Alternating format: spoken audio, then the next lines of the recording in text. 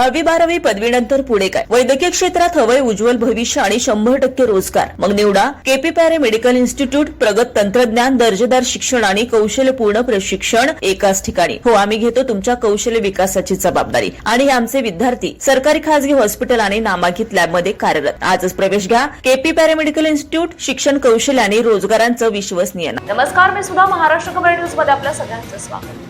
अयोध्या येथील श्री राम जन्मभूमी तीर्थक्षेत्र ट्रस्टच्या कथित आर्थिक गैरव्यवहाराची आगामी देणगी चोरीची आता थेट देशाच्या सर्वोच्च न्यायालयात कोंडी होण्याची शक्यता आहे. या प्रकरणाच्या स्वतंत्र चौकशीची मागणी करणाऱ्या महत्त्वाच्या याचिकांवर सर्वोच्च न्यायालय येत्या 13 जुलै रोजी मोठी सुनावणी घेणार आहे. अयोध्येतील श्रीराम जन्मभूमी तीर्थक्षेत्र ट्रस्टच्या कथित आर्थिक गैरव्यवहार प्रकरणाला आता मोठे वळण मिळाले.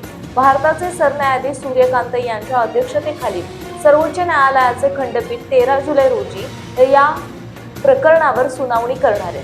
या खंडपीठात न्यायमूर्ती जॉयमाल्य बागची आणि न्यायमूर्ती व्ही मोहना यांचाही समावेश आहे. राम मंदिरात भक्तांनी अर्पण केलेल्या कोट्यवधी रुपयांच्या देणग्या आणि मौल्यवान वस्तूंच्या व्यवस्थापनात गंभीर अनियमितता झाल्याचा आरोप याचिकांमध्ये करण्यात आला. या संपूर्ण प्रकरणाची सीबीआय, एसआयटी किंवा स्वतंत्र तज्ज्ञ समितीमार्फत चौकशी करण्याची मागणी करण्यात आली. दरम्यान उत्तर प्रदेश पोलिसांच्या एसआयटीने आतापर्यंत 8 जणांना ताब्यात घेतले असून तपासात धक्कादायक माहिती समोर आली.